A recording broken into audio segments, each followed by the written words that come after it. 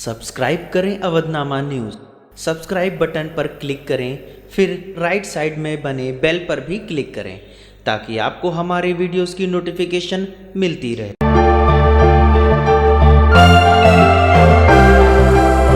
Helping hands foundation और पंख संस्था द्वारा आज अलीगंज गोल्डन एजेंसी के बगल में एक मेडिकल कैंप का आयोजन किया गया, जिसमें नेत्र रोगियों और स्त्री रोग की जांच और दवाएं मुफ्त में दी गईं, जिसमें 50 से अधिक लोगों ने इस कैंप में हिस्सा लेकर कैंप का लाभ उठाया।